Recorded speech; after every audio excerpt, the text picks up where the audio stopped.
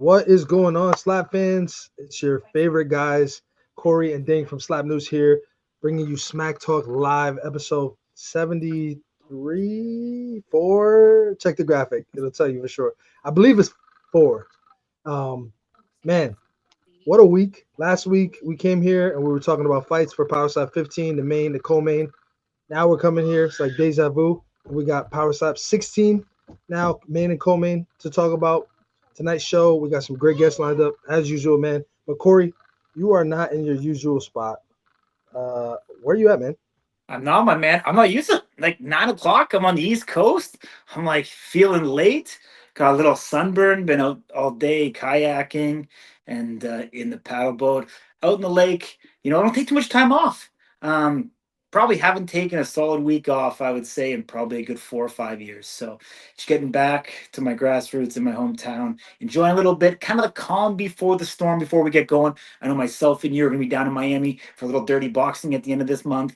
And, there's a lot coming in September and obviously October. We've got two events that we know about. So things are going to pick up very, very quickly here. I mean, we're seeing, anywhere with the undercard fights, anywhere from 12 to 15 fights per card. When you break that down per interview, that's 30 interviews times two. I mean, think about it. That's going to be 16 or 60 original piece of content that you're going to see from us starting here relatively quickly. I mean, August is kind of those dog days of summer. We keep talking about it week after week, and it's kind of that calm before the storm. Everyone's kind of, just kind of waiting. Obviously, September things pick up much more, and we expect nothing less from Power Slap and the slap fighting world in general. Let's talk about that as well. I mean, there's a lot of different things going on in slap fighting right now. It's probably the best time to be in slap fighting of any point in history. We get more opportunities. Power Slap's looking to come in incredibly strong to finish off the year. And, we got a lot of other activities in other organizations as well. Power Slap number 16 in Abu Dhabi. Let's talk about that. We get one Alan Klingbeil, who's going to join us later on in the show, going to be taking on Wolverine. Obviously his victory over Luke Simons, impressed the brass at Power Slap to give him this opportunity. Not taking anything away from him, but, I personally thought Russell Rivera was going to get ran back. Obviously, the brass thought otherwise. Austin Turpin seemingly not being able to make that light heavyweight, kind of gets disqualifies him out of the way. But when Alan Klingbeil, who's been waiting in the wings a very, very long time, going to go up against Wolverine in Abu Dhabi. Ding, what's your thoughts on this match? And can Alan match what the OG and Wolverine is going to bring on that night? You know what? I think what's crazy is, and we talked about this a few weeks ago. I was kind of going through doing a little bit of throwback stuff for the people who are newer to just kind of illustrate what things looked like 2 years ago. And one of the people that stood out, actually, there wasn't many things that were constant, but one thing that was constant was Alan Klingbeil was ranked number 2 light heavyweight in the world June 2023, and he's here again 2 and some years later, not quite 2.5 years, at number 2 in the light heavyweight division again. I think that this guy deserves it. I think that Power Slap got it right. We want to see Austin Turpin, of course, at light heavyweight, but we do need to see him make that limit before we give him another championship opportunity. Um, I think there's a lot of questions. We'll break that down when Alan's on later. I don't want to get a little bit ahead of ourselves, but man, Dumpling McKinney, excuse me, incredible. I think that that's top tier matchmaking. I don't think it's what anybody expected. I don't think anybody had on the bingo card that we'd have Dumpling not be the champion in 2025. McKinney had this meteoric rise with 2 incredible performances this year, and now he's standing at the doorstep. And he said it, I'd rather this match than the Hitman match. And I think that there's so many questions to be answered here, and we'll really figure out what the super heavyweight division is going to look like here in 2026. But we'll talk about all of that and more. Thank you guys so much for joining us as always. We're going to get into our first guest. This guy has a record of 3 wins, 2 losses, has been in Power Slap since his appearance on Road to the Title Season 3 in the middle of last year. He has wins over guys like James Siegman, Devin Jenkins, and I'm forgetting one off the top of my head, so he'll have to excuse me. I'm sure he'll tell me when I bring him on. But our first guest is none other than top heavyweight Pono Paul. Let's go. What's up, brother? How are you? Slap News. Who'd I miss? Who was the other one? Cooper, the house, Jenkins? Housley. There you go, the house.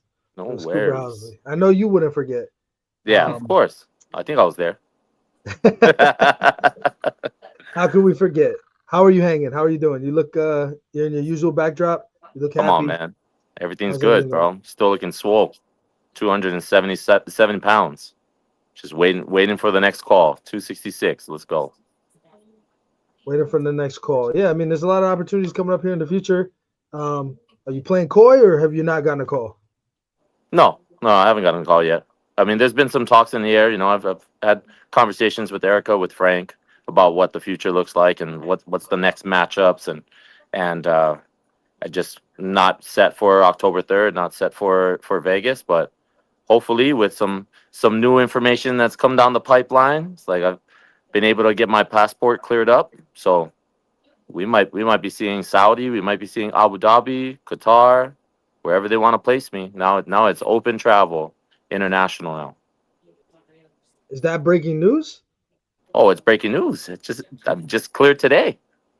Just cleared today. I try to make it happen, as quick as fast as possible. I mean, you don't want to have all these shows and all these events happening, especially with the international shows happening. You don't want to have a handicap on you.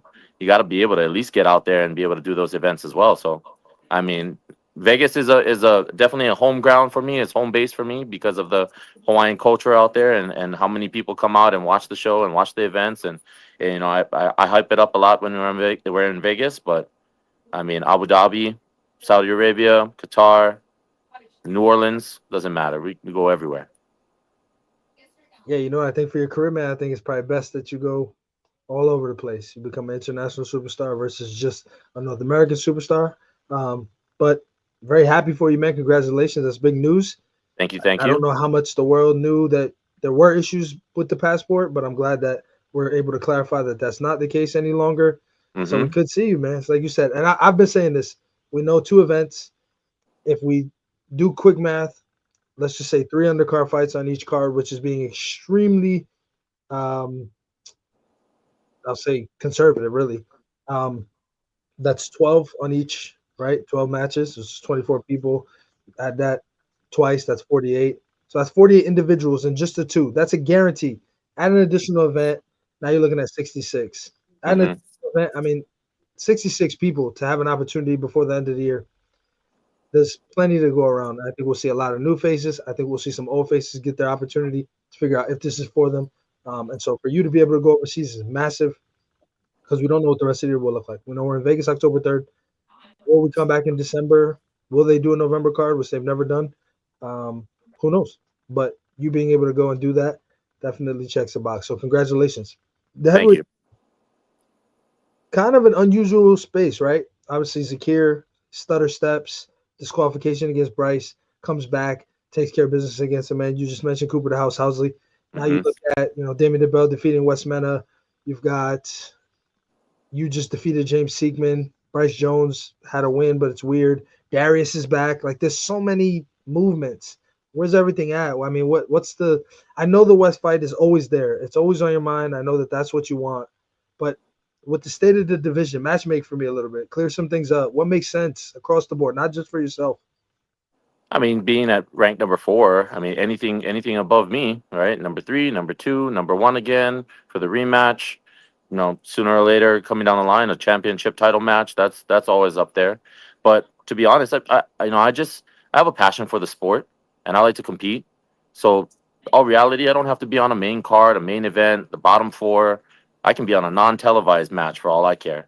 I just like going out there and competing. That's the main part. Is the more exposure you get out there, the more time that you get out on the stage, the more experience you get under you. And that's the main thing for me is I want to keep on stacking up because you can't really get good practice by not going on the stage. Especially with a defense like that and losing the coin toss and being able to get hit.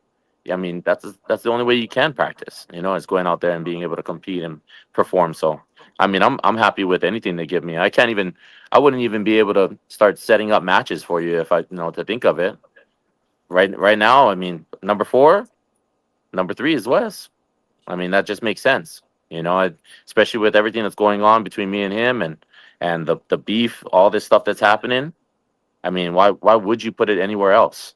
It just makes the most sense. You're talking about probably the biggest fight in Power Slap and actually real fight because there's animosity. There's problems behind it. You know what I mean? A lot of people go out there and they don't have any issues. They don't have anything going on. They're just out there to compete. You know, but this one has something tied to it. So it just makes sense to go that route. But I mean, overall, I mean, I could do another rematch with Dorian, but that doesn't seem like, in the eyes of the Power Slap brass, what they would like to go for. They would want to kind of weed and seed everybody and put up other matches before that, possibly. But I mean, who knows? I really thought that, even me matching up with Zakir at one point in time, and I know that a whole bunch of people have been telling me that Zakir would have been a good matchup for me.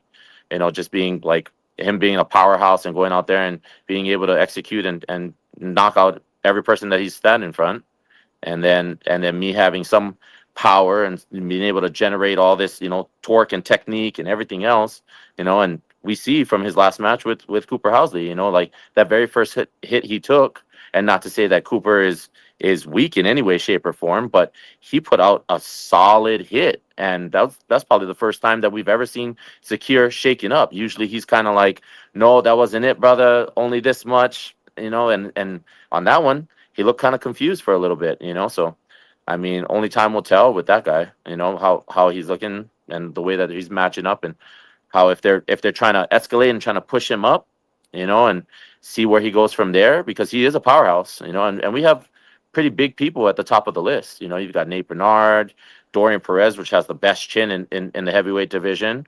You got Nate Bernard, that's just a stack, right? The guy is huge, and he's just got to go out there and perform. Only time will tell. You gotta go through this whole entire thing where we weed and seed people and put people against people. But I mean, honestly, whoever they give me is whoever they give me. I think in the words of Johnny Magna, any sorry ass heavyweight, it sounds good to me. Anybody, it doesn't matter to me. We will go out there, we'll still perform the same exact way. We'll still keep it to exactly what we were looking for in the very beginning. And it's just keep climbing the ranks, and hopefully one day opportunity comes along where I fight Damian DeBell, and that'll be a respectful match for me, because he's a solid individual. He's got 5-6 belts that he's walking around with right now, and he's held the reign. He's a young athlete. I mean, you can only hope to get that title match, and Wes Mena went out there and he got it. If Wes can do it, anybody can do it. Yeah, you mentioned it, and I think a lot of people don't acknowledge this enough. But Damien DeBell is extremely young. If I'm not mistaken, he's 23 years of age. Correct. And he's just been doing this so long, man. He's been on the top of the mountain.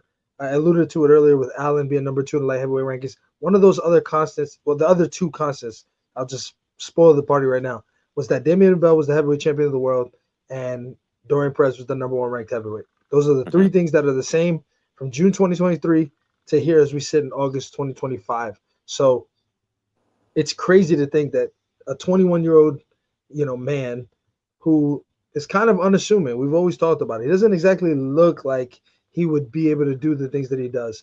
But you stand in front of the guy and he just walks through everybody he goes up against until a guy named Dorian Perez. And now everybody wants to see that fight again. And, he's got opinions as to why that's not happening. One day we'll talk to Dorian and get his version of that, story. But for you mentioned Nate Bernard. As I sit here, that intrigues me. And the reason why, he's number 2, of course. He's held down that number 2 spot for quite some time, even in spite of a loss against James Siegman at Power Slap 9 in Abu Dhabi last year. Not that it was one-sided, not that it was spectacular. It was a pretty, what I would call close match. But for him to hold down that number 2 spot tells you that somebody somewhere believes in him, somebody with enough power to control the rankings. So I think Nate, being that he didn't get to compete in back in July at NOLA and Power Slap 14, I think he's kind of in a, and I don't mean this disrespectfully, and I hope Nate will know that, shit or get off the pot kind of situation. Like, we have to know, do you belong in the top of this division, or is there something else that you should go and do? Whether that's move up, I don't think he can move down. He's a big guy, but what does your future need to look like? Do you need to have more matches at a lower echelon of the division, or do you belong here? And maybe for you yourself, that you need to stay at the lower echelon of the division and kind of get more experience under your belt and then try again. So I think that, and I'm just making this up all right now. I never thought about it before until you just said it. I think you versus Nate Bernard would be an incredible match. It would answer a lot of questions. On the flip side, I also agree with Zakir. I think anybody versus Zakir at this point is fun. Probably, and I agree with your assessment that kind of what the Cooper experience. He looked different. He didn't look so sure of himself. He Yeah. kind of took a second, and then he said, good, I'm good. So I think nonetheless, and I remember a time when the heavyweight division was very boring. I don't think we're there anymore. So with that, what are your thoughts on the Nate Bernard match? I mean, I'm open to it. I'm always open to it. I mean, any of the matches. You know me, thing. I already said it. And it's like I'll be able to go against any single person. It doesn't matter. I'm not scared of anybody. I'm out here to to compete, to perform, um, obviously make a statement, right? And Nate Bernard is not a bad person. You know what I mean? It's like there's no animosity, there's no beef between them, and it's like he's a solid guy. We hung out in NOLA. It was like my very first time meeting him in person instead of just like talking over the Instagram and internet, right? And he's solid. I'm solid, and real recognized real. So as soon as he started to talk to me, he knew already. He was like, "Oh man, this guy's pretty chill. He's a cool dude. I wouldn't mind entertaining that match at all." And you're right. He is at a point where it's that next match needs to be his definitive match, right? It's like you knock somebody out, you put somebody down, and then hey, you know what? You did belong here at rank number two. Even with the three previous losses, whatever it may be. This is your shot. This is where you're supposed to be. Or he goes out there, still performs very well, but doesn't get the W that he needs to, right? And then you find out where he falls back into place when he comes down the line, if that happens. We never want to hope on anybody's fall, but I mean that would be solid for him to be able to go up against anybody just to find out if rank number two is where he belongs, or does he go try to go against number one? Does he try to go down to number three, number four, number five? Where does he fall in that sense? So I think that would be a solid match. It's not far from his position. He would be going against me at number four. I mean, if he did fall, it would only be two down, and if I did rise, I would only be two up. So I mean, it just makes sense. There's the top of the division is all already set in place. You're gonna have matches that, oh man, do you think this is gonna happen? Is this a good match? Is this? I mean, doesn't matter if you think it's good or not. It has to happen. There's only 10 people in the rankings. It has to happen. So why not let it happen and let all those things iron it out, and you find out exactly who's who and what's what, and then you can kind of really place the next matches that you feel that are going to be showstoppers. People are going to come out there. It's going to be packed. Seats. There's no seats available. Like those are the type of events that we need to have, because this needs to take a shift. It needs to go into where it's that entertainment aspect. It needs to. That's just the way it is. At one point, it's going to be people going up there, and if you know if your performance is not good, and then you go out there and your entertainment ain't good either, you're really bland. Good luck. You're just going to be pushed out. You're going to be farmed out. It's weed and seed at that moment. People gotta go, and you gotta make that step up. And it shouldn't take Erica or Frank to talk to anybody and tell anybody, hey man, you know what? If you don't step it up right now, you're gonna go. You're gonna be gone. It's like it's common sense. Just a lot of people don't have common sense. You know what I mean? It's like you gotta start doing something different in this game. If you're not doing anything different, and you're just the same as everybody else, man. No, everybody's just gonna look at you like that. You need to be exciting, outgoing. You got to be pushing it, and you don't have to talk shit and sound like a bad person every single time. But I mean, if you talk, your performance better match up. Yeah, If you talk, your entertainment better match up. Because if that's all you're bringing is talk, guess what, bro? Sit on the bench, kick it over there with everybody else. You know what I mean? It's for like sure. that's just where you're gonna be. For sure, Pono. I mean, Ding talked to you about the top six of the division, so there's absolutely nobody that I could ask you that makes any sense Darius, no, no, whatsoever no, Darius. in this. I left you Darius, bro. I did it on purpose. Pono Darius. versus Darius? Come on, I come on, love Darius, bro. come on. Darius He is muted Darius himself. is He's Darius back. is. Darius is back. What do you Come mean? on, That's a great story, bro. come on. You're Hey, you come on. We come Like, on here. We bullshit for a living, bro. Darius, I hey, handed it to you. no, It's on no. silver platter, bro. I'm gonna go in a different direction. I'm gonna go in a different direction with this, okay?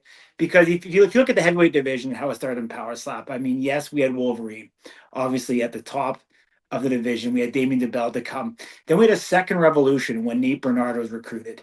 I don't know if you remember, but Nate Bernard came with a boom. Brian Ellis followed afterwards, and Brian Ellis had a ton of hype behind him. And then I want to say the third generation of the heavyweight division has been led by yourself, James Seekman, and really the evolution of the heavyweight division and changing the technique in regards to the way the sport was thought about, the strategy that was going into it. I know you had a KO victory over James Seekman the last time that we've seen you, but how do you stay atop of that trend and not become a casualty of the trend evolving to the fourth phase? How do you stay front and center of it and evolve with the time? How do I stay in center of that thing? Yes, sir. Increasing my entertainment. You guys saw my last performance. I went against James Seekman. I went out there and I was able to perform. I did it from the beginning to the end. I walked out, I put everything on the line, went up there on the stage, put the performance on the line, and then after I was able to do my whole entire worm on. Like, you gotta have that. You know who has that? McKinney. You see McKinney, he goes out there from the very beginning to the very end. He's a showstopper the whole entire time, and that's the only thing that's going to change. Your performance is key. You have to win your matches in a fashionable way. That's 100% a huge part of it. But if you can't match the excitement, the entertainment, and everything else, bro, you're gonna have a problem. You're going to have a problem, and I put myself up there because I was able to open it up. My last match versus Dorian, I came out to church music, which is not a bad thing. You know what I mean? It's like I touched a whole lot of hearts. But what I didn't do was I didn't have fire. I didn't have energy. I didn't have excitement. I didn't have that push. I didn't have that drive. I looked dead out there. My eyes were barely open as I'm getting hit. Dorian's first hit woke me up. You know what I mean? And that put it on me. But still, even with that, I couldn't respond. I didn't have all those key factors that you need to be the best in this division, to be the best version of yourself. I didn't have all that stuff on that last match. And I wish I could run that match back and have a rematch with Dorian and be able to, go out there and put the excitement on it now. Because now I know what it takes. I know what it takes to be able to go out there, to be able to deliver, to be able to put it all on the line. I just know already. That's Mhm. my next thing is that, like, if you're not doing what you're supposed to do out That's there, you're gonna die. You know what I mean? It's a short life for you. You're not gonna be able to stay at top of the mhm. division at any point in time, and Yeah. everybody needs that. Yeah. I mean, not quite what I was getting at. I was getting at, like, do you feel the next generation of this is it going to be kind of dog eat dog Corey froze. of, like, we've seen guys, even as late as today, or Hector Lombard talking about wanting to join Power Slap. We've seen Anthony Smith, talk about before. When we start seeing this crossover, do you think it's going to be athletes like that have access to different resources, to training camps, um, coaches, etc.? Do you see like that being the fourth wave, or do you think it's going to kind of go the opposite direction where guys, let's just say a quote unquote Dorian Perez, that a guy like yourself as well, that just has that, pit bull like mentality that no matter what, you're going to stand up there and trade arms? You can train day in and day out. You can practice technique. You can practice whatever parts of the defense that you can. You can do all of that. You can do all that training. But at the end of the day, you gotta have the dog in you, bro. That's reality. Like, if you don't have that type of person in you, like where you can go out there and get the job done, be hungry, right? You're not gonna get anywhere. So the training part of it, yeah, it's huge. I mean, I train every day. Doesn't matter what it is, whether it's fascia training, whether it's strength and conditioning, whether it's hitting various targets. Like, I train every single day, working out, doing neck exercises. I do it all the time. Mhm. But but at the end of the day, right? I can be that that guy and still get tapped on the chin and get put to sleep. You gotta have a dog in you somewhere somehow. Yeah. At the end of the Well, day, that's it. You have a chin or you don't in this sport. And with this new wave, I mean, as much as we're doing this training and everything else, and these new camps and all this stuff coming in, like, it's huge. It's huge for others to be able to see where they stand once they kind of get in and they're able to go through the training, figure out like the things that they really need to sharpen up on, whether it be technique, whether it be defense, whether it be strength and conditioning, whether it be all this stuff. I mean, it's mhm. key for this, for the growth of the sport. But at the end of the day, like, if we're talking about 1 through 10 and the people below 10, it's great. It's gravy. But if you're just talking about the top five people in the division, Mhm. there's something else that has to be done. You know what I mean? You have to have some kind of like animalistic, just I don't care about anything else except just ripping somebody's head off. And Mhm. that's it. Like at the end of the day, we can all be friends. And everybody said this before. You know, we can Yeah. all be friends in this sport. We can all be Yeah. friends in this sport at one point in time. I think this is probably one of the most friendly sports, if not, right? Because For people just sure. kind of like shake hands and kiss babies all across For the board. sure. You know, For sure. but at the end of the day, dude, there's got to be some kind of animosity, bro. There's got to be some kind of beef, and people have said it before, and I've spoke on it where it was like, nah, it doesn't have to be like that. Brotherly love, everybody be cool, and Yeah. times have changed. Yeah. Are you much of a UFC fan? I am. Okay, all right. So I don't prognosticate here for me. I know the math doesn't always align, but I'm going to go through some of the heavyweights in the UFC, and if they were to plop them into the power slap ranking, where do you think they would be at this current time? Let's go with a guy like Derek Lewis. Derek Lewis has a very very high hit score, bro. I mean, he's solid when it comes to numbers like that, but like I said, I mean, we've attempted to do this stuff before, where Do it again. we had a crossover of yeah, and by all by all means, you know, it's like Yeah. can't say that that the guy doesn't have the what it takes, right? I mean, he goes out there and he demolishes people, but at the end of the day, is he gonna sacrifice his chin? Is he gonna put his hands behind his back and take a hit? How is he gonna take that hit? Is he gonna be able to take it? He's gonna be able to eat it, or is he Yeah. gonna fall out and fall I, down? You I don't think he know. You strikes don't know. first if he hits first. If he strikes first, I think he's like 95% knocking his opponent out. If he Yeah, doesn't strike first though, he's probably going away. I mean, What? and that's just what it is, you know. And it's like now we're talking about the luck of the coin toss now. Mhm. You know what I mean? And Yeah. it's like that can fall into anybody's hands at any point in time, where it's not favoritism when they flip that coin. We already saw, Yeah. right? They're No, flipping the that was coin, right? fake. No, that was Oh fake, bro. yeah, That of coin course toss it was was fake. fake. Yeah, Whoa, yeah. whoa, slow it Mark down, Smith bro. was That coin AI was generated. Yes, of Yeah. absolutely course. fake, bro. Slow Yeah, Hey, down. 100%. Corey, who else you got on But the list? I'm Derek interested Lewis, in. I mean, yeah. solid guy. We've seen his hit score. His hit score is Yeah, it pretty was like fucking high. some stupid number, man. Some Yeah. crazy Ridiculous number. I think it number. was six Ridiculous digits. number. Come on. It was something crazy. All right, let's Can he go. hit somebody? Yeah. Can he take a hit? We don't know yet. What about Curtis Blades? You're gonna He's a mention wrestler, every bro. single name. He's a wrestler. It's not gonna go. My answer is gonna be the same all the way across the board, Corey. We can go through every single UFC fight. We can go all the way up to John Jones. You know, it doesn't matter. What about Cyril It's Gahn? just big dudes. But we've seen smaller guys take out big dudes. We've seen bigger dudes take out big dudes. Like it just All right, all happens. right, all right, all right, Pono. Okay, I gotta give you 15 seconds. I I love it. I need love it you. that you try to put everybody in, but it's the same thing, bro. I You 15 have a chin and you seconds. don't. I need something clickbaity from you. Tom Aspinall. Fucking Tom Aspinall, dude. I'll be honest with you. I wouldn't turn down a fight with Tom Aspinall. Not in the ring, but on a power slap stage. Why not? Give it an opportunity.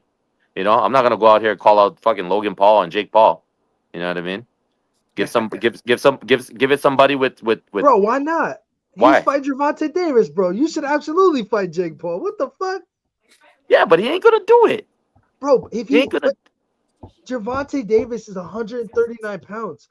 Fucking Jake Paul's 200 pounds, bro. It's only fair. He has to do it. Jake Dude, Paul, come on, cut me a promo. This dude, is your moment, bro. I'm I've gonna already. post this and we're gonna tag him. I'm gonna find somebody who knows him and we're gonna get it to Jake Paul. I want you Well, to you tell him. better. Let's do it right now. Then let's do it. Let's go. Go ahead. The floor is yours, bro. Tell him right now. Tell him Jake Jake Paul, you Paul. want to kill people. It's my turn. I'll tell you right now, Jake Paul. They put you in front of me. I'm taking you out. Guaranteed. Your chin is going somewhere in the fucking crowd. 100%. Dude, do you see that? Do you see the last one that I hit that freaking pad? I'd knock that thing out of Sean's hand halfway across the room. If I do that to anybody at this moment in time, I'm gonna rip your head right off your damn shoulders. So Jake Paul, if you're ready for it, right? Let's do it. Let's do a side bet. I want some Pokemon cards. I want some other stuff. You know what I mean? I want it all. It's like he won't do it, bro. Nobody's that stupid. Nobody's that stupid at this point in time. I don't know, man. He don't got a leg to stand on if you fighting a 130-pound person. I'm just saying. So Jake Paul, if you're Yeah, out there, that's bro, you gotta let somebody else bully you if you're gonna bully Javante Davis like that. That's fucked up. Everybody wants to fight Jake yeah. Paul. You know the bell. I think you're right. Powell's not old enough to fight Jake Everybody Paul. wants to fight Jake Paul. Yeah, I mean Jake Just Paul the wants way to it fight is. everybody. Why not? Why wouldn't you? This guy's a what do they call him? A cash cow or a golden goose. Yeah, I don't need all that bullshit. It's just it's just I need realistic. I need realistic people. I need real deal stuff. Like people that are actually really gonna go out there and put their chin on the line like that. This guy's not gonna put his chin out on the line. And even with Tom Aspinall and everybody else, like I mean, transitioning over to the sport, hey, would it be great? Yeah, of course. It'd be cool to watch. You know what I mean? Somebody that's really like full on. Hey, bro, I can't do nothing unless I'm dodging, dipping, and moving around. To be standing there with your hands behind your back and taking a hit in the face. I mean, go put Damien DeBell versus anybody out there. I bet you start sleeping people left and right. You know what I mean? Same thing. Anybody that has strength, has power, has that same delivery, can follow through with their hits. I mean, I'm trying to knock somebody's head into the freaking crowd, into the stands. I'm not trying to whack them right in front of the podium. I'm trying to take their head clean off. I'm trying to decapitate somebody. So it's like, I mean, put anybody in front of me. I don't care. We run it. Well, we look forward to the next time that happens, my man. Thank you as always for joining us. We appreciate it. Always a pleasure. Great insight. UFC fighters are not welcome in Power Slap. It sounds like in Pono They're Paul's division. they're more than welcome. They're more than welcome to come into the sport. Trust me. We've been saying that for a while, but a lot of people just don't want that smoke. They don't want to go out. I mean, it's not that they're scared. It's that they don't get to the point where they want to be defenseless. They don't want to put their hands behind their back. They don't want to give up their chin. They don't know what to do at that moment in time. So it's just hard. It's hard to tell a UFC fighter, "Hey man, you can't dodge or you can't dodge the bullet. You got to stand there and take it." Like they they're gonna tell you no, especially for the money that we make. It's like it's not gonna match up. You know what I mean? They're making way more than us, right? It's like it just doesn't make any sense for any of the UFC fighters to make that crossover and come down unless they're getting paid. Unless they're getting paid for it. You know what I mean? It's like they get paid more to defend themselves than they do to not defend themselves. So It's a good way I to feel look like at it. I feel like that. But again, my man, really happy that your passport stuff got taken care of. Maybe we'll see you in a little over 2 months. If we don't see you in a little over a month and a half. So congratulations, and you always have a home here on Smack Talk. Like you know what I'm waiting for, bro. You know I'm waiting for somebody to sign that contract, bro. And he ain't signing. Think I've kept it low. I've kept it from not calling nobody out and just being like really quiet about it. Stayed away with Nola. Let him do his thing out in Nola. He wants free promo. He can get free promo right now. I'll tell you right now, Wes, you running, bro. And it's a funny thing, bro. When I gotta get contacted by people and people being like, "Hey, leave him alone," or "Oh, Wes is just telling everybody, bro. He just doesn't understand why you hate him or why this is this and why this is that." And you talk all your mad shit, bro. And then the fact that you can't even back it up at the point where, dude, I've asked Erica multiple times, sent emails, sent text messages, every single time, never missed. It was like, and at the end of the day, it's like it needs two people. It needs two people, bro. It can't just be me asking for that fight, and then you not saying nothing on the back end. You just want to take whoever you want. I mean, what is the future for West now? I think I prophesized this before, is that after Damien DeBell, he's gonna get knocked out by every single person who, no matter who he goes against. That's just it. He's gonna get knocked down and knocked out every single time until he meets me. Till he meets me. So I think he's got a problem on his hands, right? And you can run all you want. Now I got a passport, right? Was in October, couldn't do October 3rd in Vegas, right? Okay, cool. Well, let's do Abu Dhabi. Let's do Saudi Arabia. Let's do Qatar. Let's do all these other places, bro. I really have no fucking problem going anywhere. I'm now at this point. I'm chasing you. I'm chasing you. Why don't you just come out? Come out and play, bro. Fucking stop running. Stop running all over the fucking place. Stand your ground, right? You wanted to stand your ground in NOLA. You did your thing out there. Then everything went calm and easy. You said not to bitch out. I stood right there in front of you. Nobody came out to say anything. You would have lost your opportunity. I would have lost my opportunity in this sport, right? Probably good at the very end of that we didn't do anything. But at this moment, now you done. You went out against Damien DeBell. You before you guys skip on. You guys got a clip of that? Of what? Come on, man. You guys got a clip of that, right? You guys got a clip of Damien DeBell versus Wes Mena. We got to watch this shit real quick. First round, because he's a master flincher. All of a sudden, he's picked up a different type of task. All of a sudden, now he wants to roll his shoulders and dip his head away. I wonder where the fuck he learned that from, right? You got it. Look at you, Mike. You dip He'll it. get it. He'll get it. I'm looking. You I'm dip looking. it. I'm looking. Enlighten us. Enlighten us. What other fellow power slap athlete does that? Enlighten us. I mean, we're not gonna put names. We're not going to names, right?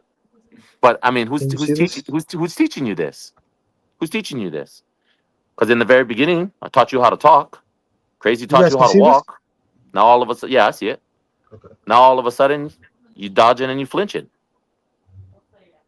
Watch this shit. Watch this shit.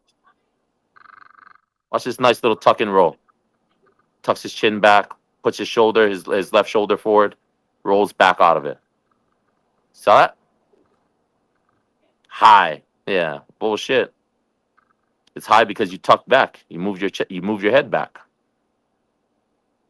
Look at that shoulder turn. Wham. That's a flinch. Where'd you learn that from?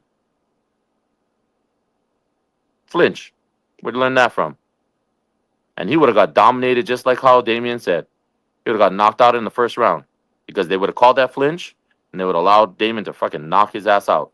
But it took 2 rounds, you know what I mean? Mind you, he did have power. He did come with something different. I saw something different in him when he whacked Damien. He had a little bit of more technique in it, but just not enough, bro. Can't be this much, bro. There's a W and there's an L. The motherfucker took an L. Plus, he got flapjack titties. Big statement. Oh, he got flapjack titties. You know it is. Come on, Mike. You Bro, know I it got is. flapjack titties. Why you gotta tell Come everybody on, that, come man? on. No. But he Relax. got real flapjack titties. You know what I'm saying? He's over here talking about, gotta get him some milk, coach. It's like he's got the whole fucking milk dispensary right there on his chest. All right. Little fucker. Pono Paul West Mena. It needs to be booked at some point in the near future. Pono, thank you so much, brother. We're gonna Yeah. move on to Johnny. I'm sure he's gonna heal out on you because you are in the heavyweight division, and he's got his eye on that division. So stay That's tuned, good. and you'll hear him go off on the rest of you guys in a minute. Oh yeah. Appreciate you, my man. Thank you for Yes, joining sir. us. Thank you guys. Cheers. Yeah. All right, Johnny Magna. He's been waiting for a while. Without further ado, fought to a draw against Ryan Kenny at Power Slap 13 on the undercard. I thought it was a great performance for guys making their debut, and answers a lot of questions about this whole, wrestling's Ding. fake rhetoric and stuff like that. Ding. Derek Lewis versus Damien DeBell. Is that a historic match or what? Is it a historic match? Come on. Do you think that's a 5-round battle or what? Nah, man. No? Derek Lewis been knocked out before. He takes a lot of hits. He doesn't stay standing. I think Damien DeBell actually could beat him.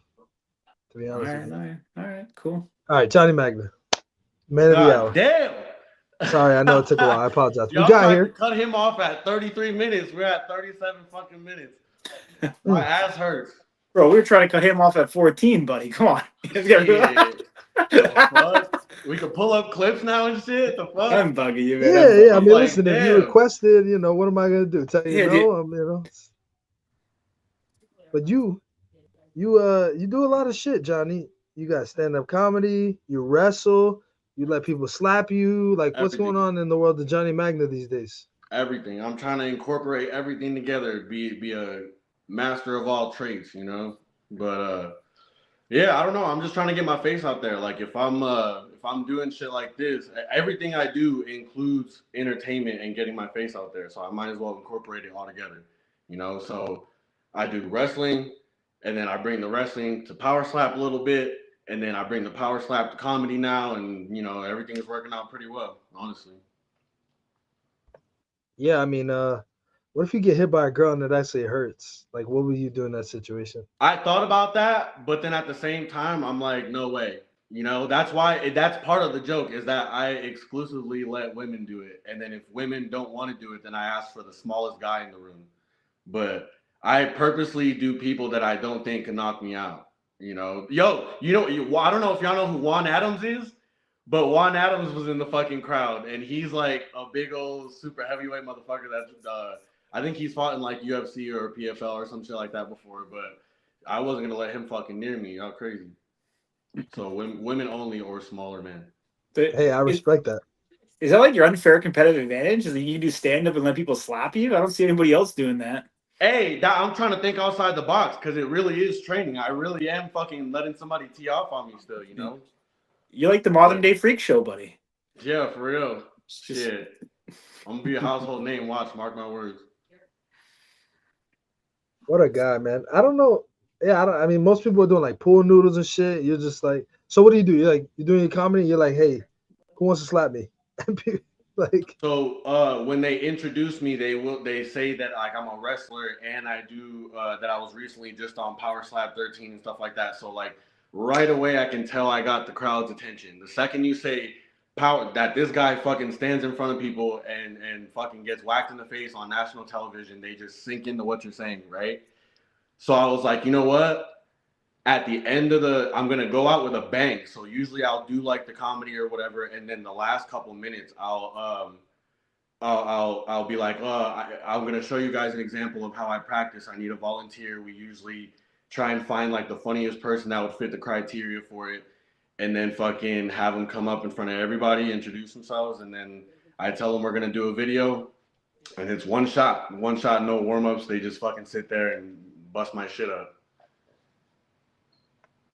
and have you gotten like cosmetic stuff afterwards? You got hit and like you're like, oh shit. No. No, Bro, I got the craziest chin. That was one of the things I learned at Power Slap 13. I knew I could take a fucking hit. Like the hardest I've ever been hit was rugby, like going head to head contact with people and fucking like standing up and chicken dancing and shit like that. But slaps will never, I don't think that will ever do that to me. That's why I'm so confident that I could take anybody in this fucking bitch ass division, bro. I'm telling you. Fucking between 205 and 265. I'm working my way down to light heavyweight, right? But I'm trying to probably catch a fight on the way down. And so any one of these bitches, bro, Ryan couldn't do it. If Ryan got a 50-something thousand on the human force scale and everybody is around that area, I don't think I can get knocked out by any of these guys. Like, that's fair to say, right? I mean, it's not the worst logic I've ever heard. Yeah. Yeah, see, like that's how I'm thinking of it, and I'm still alive, so I'm gonna stick to it. You know what I'm saying? Johnny, how good are you at improv? I've never wrote a joke in my life. Every single time I've gone on stage and told comedy, I sit there and fucking think straight off the top of the dome every time. Wrong answer, bro. All right, Wrong no, this answer, is the great answer. This is the great answer. So I need you to give me a nice little 60 to 90 second power slap monologue of all the characters that you love to see on the Slap News thing and Power Slap. Wait, what do you mean? Like who? Don't matter, buddy. Whoever you want. All of them. All the Power Slap athletes. That I want to face? No, just all the Power Slap athletes. You like KO Chris? You like Austin Turpin? You like Paige Van Zandt? First of all right, look, okay, you brought this up. Let's talk about this then. Fuck KO Chris, because he has some motherfucking nerve going and making 4 fucking videos. I swear to God, this guy mentions me in the fucking comments one time. We have a little exchange. I go to sleep. I live in this guy's fucking head. I wake up to 4 fucking videos of me that this little meth head made in fucking North Dakota, not doing shit in the middle of the fucking trailer park. Like, what the fuck are you doing that I'm on your mind that bad? And he's not even in my weight class, talking about, like, if he went all the way up to 205, don't you think he would be fat as shit and he would have to make unhealthy life decisions to even fucking get to 205? And then I'd knock his ass out and then he'd go right back down to where he was. That makes no fucking sense, right? But also, we could run fucking Johnny Magna, Ryan Kenny 2 back, because that was some bullshit. I don't know if you fucking watched that match over again, but there was a lot of flinching going on that wasn't being called, you know? That first slap was a foul. So that was my round. I think that second round was kind of a toss-up. I stepped back, but I stared him right in the fucking face, and I didn't budge. And when I slapped him, he leaned on the fucking table like that Michael Jackson fucking lean, and tried to gather himself up afterwards. So the second round, I thought I got that one too. If we're being men about it, that third round, I'll give it to him. He got me. I fucking saw that white flash and I didn't even realize I was taking all those step backs and all that shit. But he fucking flinched. So that still should have been my fucking round on that one. And so I feel like that's why I could kind of see why that one judge gave me that that score that he did, where I had all 3 rounds. It wasn't that I necessarily fucking buried him or anything like that, but just off a little technicalities. But shit, Johnny, I don't know. I'm pissed off. Now I'm pissed off, bro. I'm looking for more jokes, less logic from you. Come on. Get this shit. What is this? Is this the first lap? Bro, he closes his eyes, tucks his chin, and puts his fucking shoulders up. Get that big ass monster fucking hand. He said I hit him in the eye. He's full of shit. Look, he said, oh my god, way before the fucking slap, and nobody said shit about it, bro. If Mark Smith would have been calling that fight, he would have called that because Zach Lansing got called for that shit. That's crazy. Still moving in the slow-mo.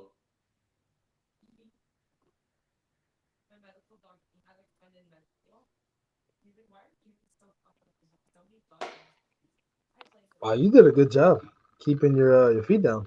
Hey, let me tell you something about me though. I've never fouled in my fucking life, homie. All right, like I've never stepped, I've never clubbed. In the third slap, you can hear the announcers say that I was a little high, but that's when Ryan flinched again. And so fucking he fucked my aim up a little bit. But I'm telling you, there's nobody that works harder than me at fucking technique. And I can't get knocked out. So that's why I'm like, if I fucking just get a couple more fights and fucking, I realize what I was doing wrong now. Which one is this one? This is the first one. That was Yeah. Bro, Dog. Straight fucking dog. Oh. In his fucking face. I didn't give a fuck about that. He got a point. All right, so one more here. That shit was crazy, bro. You get the extra time. All right, here's just extra strike. Look, he does a Michael Jackson lean on the fucking table. Shakes his head, turns his neck a little bit. That one made him uncomfortable. I didn't do that shit. I did not do that shit. I took my fucking slap, looked him dead in the face like that didn't do shit to me.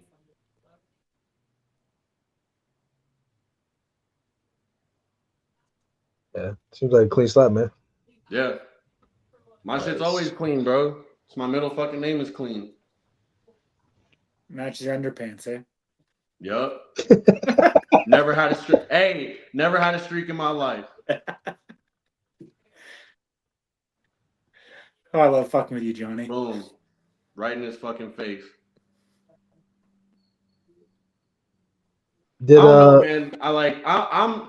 I could be humble about it too. There's definitely some things that, you know, I was so confident that either I was gonna knock him out or he was gonna knock me out that never did I ever train for a judge's decisions. You know what I'm saying? When you get slapped, the first thing that happens is you see that white flash and then your memory goes out a little bit for like maybe a second or 2 seconds. And so like every time I got slapped and I was taking those steps back, I didn't even realize I was taking those fucking steps back. It never occurred to me to like stop doing that or not do that, you know? Like I didn't train for judges' decisions and shit. Yeah. But I got to tell you, Johnny, Stunt Marshall's hair takes the cake, but I think you're number 2 on the card for best haircut. shit, yo, that was done in like 5 minutes. Shout out to whoever they had in the back because what do you call that thing? Done during the second match. What do you call that thing? It's a man bun. Yeah, it's braids and then half a man bun, but that shit is clean as fuck. My sister sent me messages of like these random bitches being like, "Your brother's hot as fuck," and I'm like, "Yeah."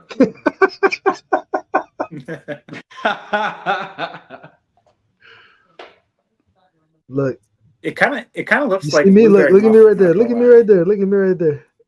Hey, but did I not tell you he was gonna foul that first one? When we first had the interview, I called that shit. Oh, that's where. Okay, I see what happened now. So you won round 1 because he got fouled, or Right. he fouled you. Excuse me. but they gave him 2 and 3. 2 was close, but 3 he won because of 3 that, he because of won. what you just did. Just because of what you just did. Look at what you just did. Absolutely, 100%. He didn't I'll do admit that. that. I'll admit that 100%. You But buckled. That's what they gave him 3 off of. But 2, yeah, see that. That right there is what got you. I'll give it But to him. 2, I I get don't know that one. about round 2. I get that one. But he flinches bad in round 3 as well, and you can see it all over the YouTube comments and shit. Bald ass fucking head. The lights. If you look at the light reflection off his glisten, you can see the light move and shit because it's a flinch. Yeah, you see that? That was it. That was it. I mean, you did a Damn, why good. the fuck y'all You keep replaying this shit? Like, no, no, it's just on there. what the So fuck? That's like so the third week, fourth you did replay. We get it. you did. I see what you did though, because you caught yourself and then you put your arm up to try to fix it, but yeah, they had already seen it. So I still I tend to favor you on that second round, but I'm not. So I'm not like, oh, robbery. It's not that serious. I don't know. Like I talked to a couple of veterans afterwards that had reached out, like Dwayne Crespo, and he was giving me some good advice, saying, like maybe you want to learn how to swing different and not the same every time, and there's like certain ways you want to hold your wrist and tuck your chin and like all this stuff I didn't know, but shit, yo, John Dotson, he like introduced me to this new slap that I'm doing, and holy fucking shit, bro! I'm trying to hit that UFC Performance Institute and see if I could break that record again. Y'all were talking about Derek Lewis. To be honest with you, I saw that video, and he definitely moves his feet and like jumps into the bag. But I think I could slap just as hard as Derek Lewis. I would take that fight, to be honest with you. I don't think Derek Lewis put me out. I'd put him out. But I am also talking shit after fucking not being able to put Ryan out. So whatever. Was he tougher than you thought? Yeah, yeah. But also, I had never I don't know, it was just I was a kid who didn't know how to I had brute strength. We saw that at the Performance Institute, but I just didn't know how to give a good slap. I only had Robert Trujillo, shout out fucking Robert Trujillo, the New Mexico champ. He reached out to John Dodson and Chelsea Dodson to train me, and then I only had 2 weeks before that to train with them, so I really didn't know shit. But now he really fucking took his time with me and showed me a bunch of different shit and fucking cleaned me up a bunch. And now I'm goddamn. I wish I could just line somebody up right now and kind of just show you guys, but fucking Who would you want to line up and show us on? There's Bob hey. right there. We talked didn't do about nothing this to deserve before it. in a previous interview, but now fucking Darius the Destroyer is back, right? Remember I was like, oh, if he's on the top 10, I could take him easy. Now he's back and everything, right? He's been gone for a long ass time and shit. He's in my weight class. He's been gone a long time. I think I could fucking clap him the fuck up and knock him out, you know? That's And a I don't solid like call that up. stupid fucking haircut he came back with too. Like if you're gonna come back Oh, in style. shit. He came back with that dumbass shit. little bowl haircut like Drake and Josh or some dumb shit like that. Who the fuck does that? Who the fuck does that? Damn, Darius catches strays, huh? Fuck Darius. I don't even know him. I've never met him before in my life. Fuck him. All right, boys. Corey, I got to cut out real quick here, but appreciate good, you, brother. Johnny. Great catching up, my man. We'll talk soon, okay? Hey, for sure. Laters, bro. Take care, man. All right. Dane's going to finish off the show here. Thanks, bro. So who at heavyweight, man, excites you the most? I know all of them can get it, but who's one that you're like, yo, this match would be crazy? Maybe, I don't expect you to say this, but maybe it scares you a little bit. Maybe you're like, shit, man, this dude's a big fucking dude, or he hits hard or whatever. But I want. If I'm being honest, so when Ro Montana went up against Aaron Turner, right? I forgot Aaron Turner was that big. And so when I saw his height and shit, he's bigger than me, right? And so he's one of the few dudes that's bigger than me. And then whenever I go on live and do my slap training, he'll come in and fucking watch me train. So I know he's seen me before too. So to be honest with you, I would just want to take on Aaron Turner just because it would look dope as shit if I beat him and he's fucking bigger than me. And it usually I'm the big fucking guy. You know what I'm saying? But shit, there's never anybody else bigger than me to fucking pick on. So Aaron Turner, that would be an exciting match. I don't think he got shit for me. How tall are you? I'm 6'4". He's like 6'7" or He's something. 6'7". Yeah, he's 6'7" with no shoes on. So if you put Yeah. shoes on, 6'8", 6'9". I think I could take I like him. that. It's a good call out. So you talked a little bit about what you cleaned up since the Ryan match. As far as, I mean, is there something you can do? So I think it's happening more and more. Pono was just talking about it with Wes. You were just talking about with Ryan. I know that the rule is pretty clear, right? Flinch is a movement is a flinch, but it's sort of based on how it affects the outcome of the strike. They've been a little bit more, I'll say, liberal with the way that they've distributed that rule. And Yeah. they've kind of given some people some passes. So in the case of, you know, generally flinches happen when somebody preemptively tries to roll and they just time it wrong. Which if you got your eyes closed, it's pretty fucking hard to time it properly anyway. So I don't necessarily understand logic, but in the event that that is sort of a part of this whole thing, right? The prospect that a flinch would happen and not be called. What can you do as an athlete on the offensive side to sort of counter is not really the right word, but I guess still deliver an effective strike in spite of their flinch? So to be honest with you, I'm not even gonna fucking play that game with them. If anything, I want them to flinch, right? So fucking if I know that somebody's like sitting there about a fucking and they've had previous calls and shit like that, I would line up on them and I would do my motion real fucking slow, and then on that like really drag it out and if they're sitting there tense, I would make them sit there tense for a while I was fucking doing the wind up, and then on that last one come in real fucking fast on them and and then I would bitch right to the ref. I would look him right in his fucking face and be like, review that shit right fucking now because that was a fucking flinch. I would want him to. And I don't.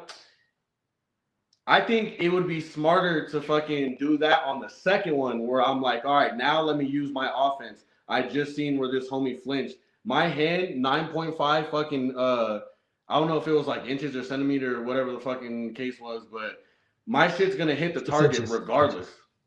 Did y'all notice that? Yeah. Anywhere I fucking was on his face, I was in the box. So I'm not even worried about that fucking shit, bro.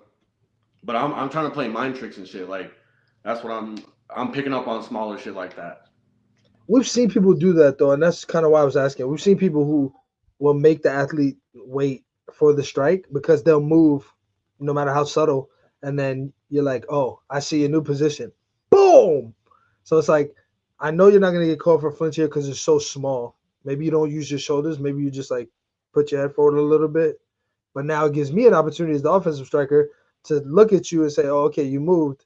So let me just adjust this a little bit and then crack you even harder. So I just think we're hearing more and more about, oh, they flinched and that's why I couldn't deliver an effective strike. So I'm just curious from the pool and the population of athletes, what can you do to sort of get around that in the event that it's not going to get called by the ref because it is so subtle?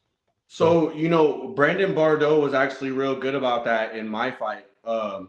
When I threw that first smack, I was a little high on it, but I did say that Ryan did do that little fucking flinch, and he noticed that. So he told me pull back a little bit, and instead of lining up like 100% aligned to him, let your hand hang down a little bit, and then when he does that flinch and you put your shoulders through, it's gonna be right where he's gonna be. So that's exactly what Brandon Bardot said. Shout out to him, smart as fuck. Yeah, man, he's a champion for a reason. Yeah. Before I let you go, I'll give you the floor. I know you said Darius was a nice one, Aaron, but whatever you want to say, your message to the rest of the heavyweights. You had a draw in your first match. So if they're like, who the fuck is this guy? He hasn't proved anything. What's your message to them? So look, here's the case. I am the new name that got put into the fucking pool that's gonna be drawn out eventually to go against one of these bitch ass motherfuckers, right? And so still, till this day, if anything, all I did was prove was I could take a fucking hit. And now that I adjusted my hit and shit like that, don't forget that I'm still in the fucking 76,000 human force and shit. Like, at this moment in time, I don't think anybody can necessarily talk shit on me because I proved that I have a chin. But I feel like I have more than the fucking right to say that I could probably, like, I wasn't hitting Ryan soft. So fucking he also just happens to have a chin. But he's also a wrestler too. So we've been taking fucking bumps and shit like that. All these other motherfuckers chirping outside of wrestling and shit like that would never be able to take a fucking hit like that. I don't give a fuck what you say. You know? And so it's funny because most of the guys that have been talking shit aren't in my fucking division anyways. I haven't heard shit about anybody in the heavyweight division talking shit on me. I had my fucking match, shit was solid.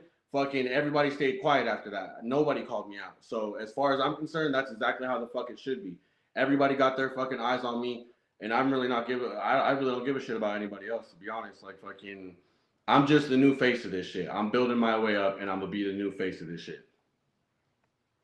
Man, it'd be crazy if in a year you're the heavyweight champion and I fucking play this clip. I'm like, man, Johnny always knew this day would come. Crazy, huh? That's why we do this, Expect man. it. Save We this gotta have shit. Put it in the archive. archivists. Yeah, we're the archivists, man. That's what we do. If I just get everybody to say they'll be champion, whoever becomes champion, pull that clip out, boom, got him. Fuck yeah, bro. Shit. My man. Hey, the day I become champion, I swear I'll give you guys the best interview. I'll be on fucking fire, bro. I'll be crying and shit. I'll fucking pull a titty out, look him dead in the face, call the next person, bro. I'm gonna be on one bet. I love it. Well, always a pleasure, man. Thank you so much for joining us. You're a guy we don't want people to forget about. Obviously, you on the tape pre-recordings, but hopefully we see you up there on the live card coming near very soon. And the very exciting, always electric, Johnny Magna. Thank you. Later, bro. Cheers, brother.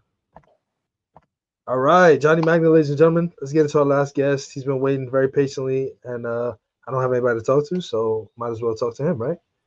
None other than the Kryptonian, Alan Klingbeil, challenging for the light heavyweight championship October 24th in Abu Dhabi, Power 16 in the main event. How does all of that sound? Man, I've been waiting for this moment for so long. I got so close, 2 years ago now. And ever since that moment, I've been waiting for this opportunity. So I can't tell you. It means the world to me. I just want to say thanks to Frank, Erica, Dana, all of you guys, Hunter, even you guys, Slap News, you've been there since day one. And I really want to thank y'all for that opportunity. But also, on the other side of it, obviously, I've been the champion the whole time. They just haven't given me the opportunity to get that belt. So let's go, baby. Yeah, you know what? I opened up the show at the top, and I said there were three things that were the same in June 2023. Damien DeBell was the heavyweight champion. Dorian Perez was the number one heavyweight in the world, and Alan Klingbeil was the number two light heavyweight in the world. So as we sit here 26 months later, those things all remain the same at this very moment. Congratulations. Did you know after your, I'll call it redemption, your vengeance over one Luke Simons back on June 27th, were you sure that you had done enough to get this next opportunity when the time came for the legend Wolverine to defend his belt? Yeah, I think so. Here's the deal, right? Like Luke Simons was the guy. He didn't move me out of the box or whatever else. We don't need to go into that history. We've done that a million times. But here's the deal. I knocked him out cold. He knocked out everybody else. No problem. I knocked him down once. He got up. Kudos to him. Knocked him down again. He was doing the pugilist pose. And that was the end of the story. And then afterwards, I gave a phenomenal performance. And I think anybody in their right mind would go, hey, we should put Superman out there. Well, you got the call. You are the main event. A new era. I mean, it's not something we've talked about, but it seems like a new era of Power Slap where, single title cards. The first one is going to debut here October 3rd, Power Slap 15, with only one championship fight on the card. So I think it means a lot to each athlete who's in that on both sides, whether champion or challenger, to be able to carry that card. And it's even more of a spot for the co-main event because it really means that the promotion thinks, that without a belt, that match is worthy of showcasing. So congratulations on being the main event. What do you think about Abu Dhabi? I got the wonderful blessing to be, a coach out there. I got to be the coach when Isaiah won his belt. Soon to probably reclaim that if I had to guess, because he's hungry, man, and I believe he's going to get that back. So, I love Abu Dhabi. I love the people out there. I love the places they put us up in. The Space 42 arena was incredible. The crowd was electric. I think everything about it's super exciting. I felt incredibly honored and blessed that they wanted to put me on that card in particular because to me what it says is, hey, we trust you to put on a show in a place where they're looking for a real show. These people got real money. They got plenty of fighters coming out. They want to see the best of the best, and in my opinion, that's why they put myself and Wolverine on there. So I'm thank you guys. I mean, hell, this is awesome. I'm super excited. Yeah. Yeah, so obviously you and Wolverine have kind of circled one another for the better part of 2 years here. What what are you thinking about as you prepare for this matchup? What are some things that come to your head as far as his defense? Obviously he's got a pretty diverse arsenal when it comes to his offense. On Oh the yeah. defensive side, it's hit and miss. Sometimes he's really doing well defensively, but we have seen moments where he's not been so sharp. So what are you looking at? What are some things that you're looking to exploit? What are you kind of keying into more specifically that maybe are threats to you or things that you need to prepare for, specifically? I mean, here's the bottom line. The Wolverine has one hell of a chin. He's probably got the best chin. There's a reason why he's the face of the sport. Former MMA fighter. Can he take a hit? 100%. And I think every time somebody's gone out to fight him, I've literally looked that person in the face and said, hey, I know you think that you got this guy dialed in, but however hard you think you need to hit this guy, you need to hit him at least twice as hard, if not three times as hard, because you're just not going to put him down any other way. And, I know um maybe he's been knocked down before, but like has he really, been shook really that hard? According to him, yes. I don't know, but so this is what I'm planning to do. I'm going out there. I've been trading my power. I've been getting that up. My max is up as much as I can before that fight comes about. Working more on my legs in particular areas, particular muscle sets and stuff as I like do a little bit of an analysis on that. My core strength, everything. Everything. I'm coming into this as this is my one shot. This is my one opportunity. This was my Slim Shady, Marshall Mathers moment. I'm giving it literally everything that I have. So I have a ton of paid leave, and I have requested to utilize the better portion of it in the meantime, so that I can just train. So that's what I'm doing right now. And every day I'm doing at least 2 to 3 different workouts. I know there's some people out there that say, hey, that's not the best idea in the world. But I look back on the greats like Muhammad Ali, Bruce Lee, Chuck Norris.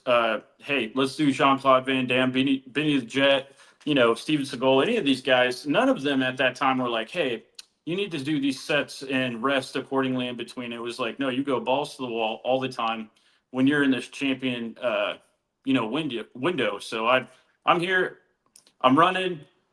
Shoot, I even walk. Do plyometrics. I'm doing every kind of lifting you could possibly do to increase your muscle set. I know this camera doesn't do a great job. I probably look a little bit leaner than I actually am on here, but I'm not gonna lie. I'm ready to go, man. I'm always ready to go.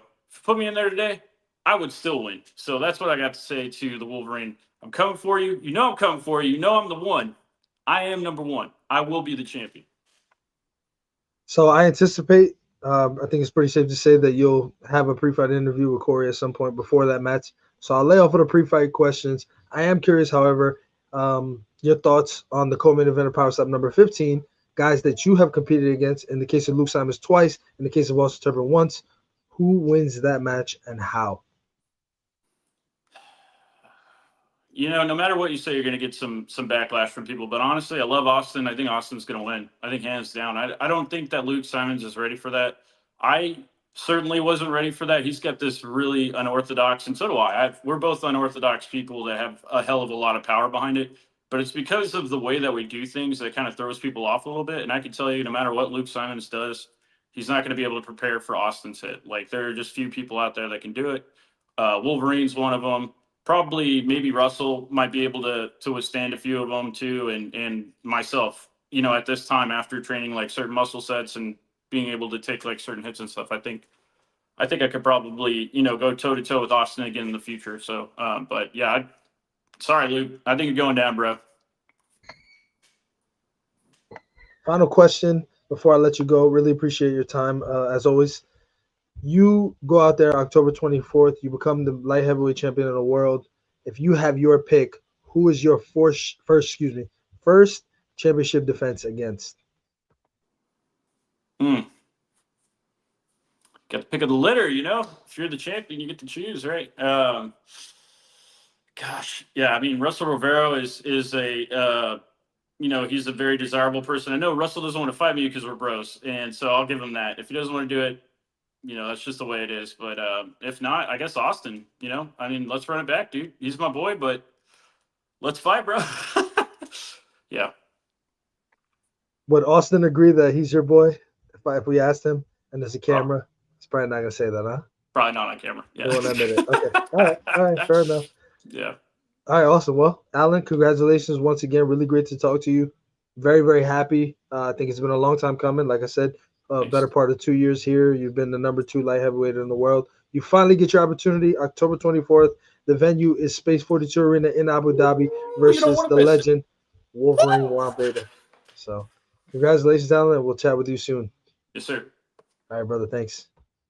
All right, ladies and gentlemen, before I wrap the show, special guest. These moments happen. It's not just Corey who can make these crazy things happen, but Corey did assist me, so I do thank him. But we haven't talked to this gentleman since his match in the main event of Power Stop number 14 on July 18th in New Orleans, Louisiana. He breaks his silence tonight as his name was mentioned at the top of the show by one Pono Paul. He is none other than the number 3 ranked heavyweight contender in the world, Wes Mena. Wes, I can barely see up, you, man? but I'm ready to hear you, my man. It sounds like we got some stuff to talk about. Yeah, man. So first of all, I want to break my silence. Going against Damien DeBell was an honor. You know what I'm saying? I'm gonna take nothing back from him. He's a solid cat. He did his thing against me. He was able to knock me out. You know what I'm saying? More power to him. No excuses. For the most part, everybody in the heavyweight division to me hits hard. It's really all about that coin flip. So I really think the advantages is when you win the coin toss, I feel like you get that upper advantage. But yeah, man. Power Slap 14. It was a great opportunity. I had a lot of friends, family come through. It was an honor. It was great. Had Chris Beast Boy Barnett. He's into the Power Slap now. It was a lot of support on my side. So I want to just take this moment to thank everybody that came out to support me. I appreciate all you guys. And man, it was a beautiful thing, man. It's just to see my face on that poster was just an absolutely great feeling. All the hard work I put behind the scenes, the brass of Power Slap, they like me. You know what I'm saying? I'm very marketable. I do my thing, and I'm there to compete. At the end of the day. But yeah, it was a great experience, bro. Yeah, I mean, talk to me. Obviously, I would say from my own personal experience, and I think I speak for Corey Mhm. as well. It was incredible to meet your family, man. Yeah. I was looking at your dad. I was like, holy shit, man. Like, We I'm look just looking at alike. Wes. This is weird. Yeah. It's like twins. I mean, I get it. A lot of people, but for you and your dad, the synergy, the similarities, I was like, wow. I was blown away. Yeah, real So, Dominican right there. And I know you saw my mom. She's really short, and people are like, how'd you have this big guy? So yeah, it was great to see. But I wanted to call in because I want to speak on the Pono situation. My name gets called so many different ways, Ding. And it's just like I'm just sick of the slander of my name and him portraying certain things to certain people, and it's not true. If you guys want to get to know me, come get to know me. Don't go based on what other people think about me. I'm a good human being for the most part. I'm a good law-abiding citizen, bro, and I do right. I'm a real dude. You know what I'm saying? So for people to get involved into me and what me and Pono got going on, check out the facts, man. This is between me and him. I don't want nobody to get involved. In regards to him being in New Orleans, he was in New Orleans, and you can ask Corey. You can ask Cooper Housley. You can ask Nate Bernard. You can ask the Chief. Who was there ready to put it up? I was there ready to fight Pono, bro. You know? And all that shit he talking is just all gums. He's just be talking. I was there, bro. You said it yourself. You're gonna kill me. I want to kill him. So when I showed up and I'm right in there in your face, you want no smoke. So my whole thing is stop all that talking like you some big dog. You not no big dog, bro. You know what I'm saying? You will get exposed. So he's good with all putting words together. I'm not even that type of type of guy to be, talking. Ding. I don't really be for real. I have a ADHD, bro. I ain't gonna be ADHD. All of us do. You know what I'm saying? I can't put my words together like freaking Pono. He has a gift of gab. He does have a gift of gab. He does know how to put those words together. But for me, Ding, it's just like, bro, don't talk all that mess and then you don't back none of that shit up. So it's just like, at the end of the day, I'm gonna be professional. But when you talking crazy like that, I show up in your face and then you don't do nothing, now we know who's cheap. You know what I'm saying? So, like I all those names, and they will tell you I was ready to fight. No smoke. So at the end of the day, Ding, I'm not scared of nobody. He talked about I'm scared. I'm not scared of nobody but the man above. That's who I fear. So at the end of the day, Ding, Pono, you gonna get yours, bro. In due time, you gonna get yours. And then when it happens, don't be surprised. Don't be surprised. That's it. Don't be surprised, bro. You're gonna get yours, and it's gonna be a beautiful thing. Cause all that shit talking that you do is gonna catch up to you. I have to say about that. At the end of the day, I appreciate everything that you guys do, Ding. You, Ding, Corey, you guys do a phenomenal job with the Snap News. You guys promote us. You guys do your thing. We appreciate you guys. At the end of the day, we're here to compete, and just one individual. So at the end of the day, you will see me versus Pono. You know, will it gonna happen at the next Power Slap? Who knows? You know, It looks like we lost. Let's see if we can get him back. All right. So obviously, West Magna, Pono Paul, as we talked about, there's quite what I would say some love lost between the guys. I think one day they'll clash, but until then, we'll kind of keep it where it's at and see how it goes. Here, it looks like we got West back. Yeah, there you go. We lost you for a second, Wes. there we go. Can you hear me? I can hear you. Ding. I hear You hear you. Do me? you hear me? Yeah. Yeah, I hear Yeah, I you. can hear you. Okay. Yeah, you're good, brother. Yeah, cool.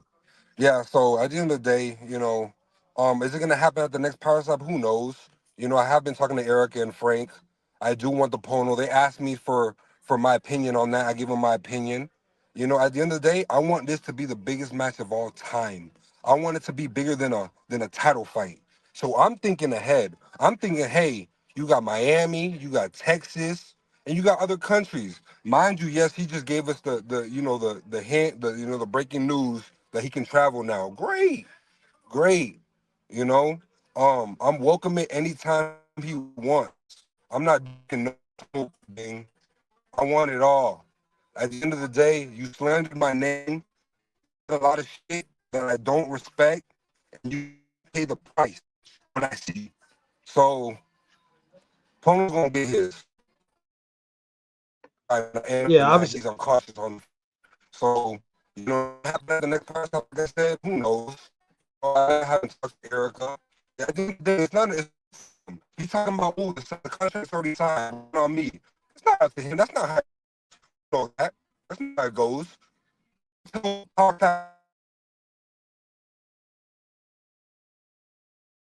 Looks like we lost West Magna again. Either way, like I said, we know that's obviously something that we're looking forward to in the future. When it does happen, I think it'll be big, nevertheless. But in the meantime, we'll see what's next for the heavyweight division. I'm not exactly sure if Wes is going to be able to jump in, but if he's not, we'll go ahead and wrap the show here. I don't know why it keeps muting me. But yeah, thank you guys all for joining in. Appreciate you guys checking in. I am curious if I'm able to get Wes back. I'd like to know his relationship with Damien DeBell. Seems like there's been some stuff on social media. So that's one thing that I'd like to ask him if we are able to get him back. So I'll give him a second here. Thank you guys as always. Looks like we got Wes one more time here. Wes, this time you are muted. You're muted. You're muted.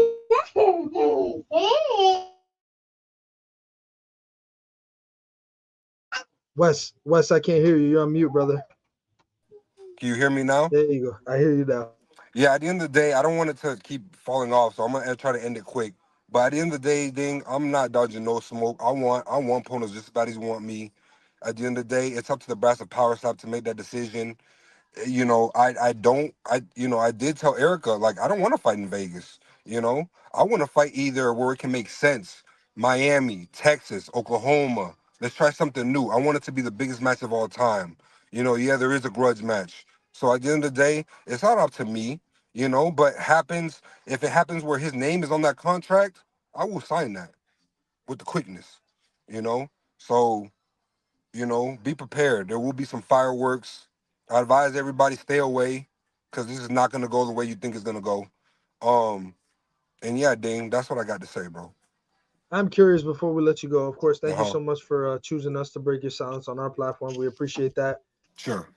You and David DeBell, we've seen you guys on social media kind of going back and forth. What is your relationship with him as it stands today? At the end of the day, I know he's just see what with Damien. I'm cool with Damien, bro. It's just at the end of the day, when I'm on that stage, it's go time. That's how I approach everything. It's go time. So it's nothing personal with Damien. It's just all he's a kid, man. He's 23 years old, man, but he's doing his thing, and I do give him his respect. So him chirping back and forth, I mean, it's all fun and games. I don't take it serious. I don't take it serious like I do with Pono and whatnot. But at the end of the day, he's the champ, man. I gotta give him respect. But I do want to run it back. It will be ran back sooner or later. But at the time, I have some heads I want to take off, and Damien, he's cool peoples, man. I fucks with Damien. He's solid. And I got nothing much but respect for him, to be honest, because he's proven his chin. He's proven he can knock out people. So I just give him his respect. There's no animosity, no, I know we can say certain things back and forth, but at the end of the day, he got my respect, man. Like a true gentleman and sportsman. Like I said, man, I'm glad to hear that you're doing well. Really appreciate you, hopping on, spending some time talking to us, clearing some air, and Yeah. we hope you soon, man. And we hope to see you back up there. With Yes, all these sir. cards coming in the tail end of the year, hopefully we get some West men in our life, my man. Yes, sir. I appreciate you, Ding. Thank you so much. And you guys will see me sooner than later. All right, brother. Have a great evening. We'll talk to you soon. Yes, sir. Thank you. Thank you. West Manor, ladies and gentlemen. All right, big show. Surprises as usual. Thank you guys for tuning in every week. We'll talk next week. We're looking at maybe getting Dorian Perez on the show. Been trying to chase him a little bit. Dorian plays hard to get. But we want to talk to him, man. We want to figure out what's going on with him and Bell. So hopefully we'll be able to get that done. And then we'll also talk about McKinney and Dumpling, which is a big fight. Something that we haven't had a chance to break down. So like I said, thank you guys so much always for your support. And we'll see you guys next week, Wednesday, 6 p.m. on the West, 9 p.m. on the East. Till next time.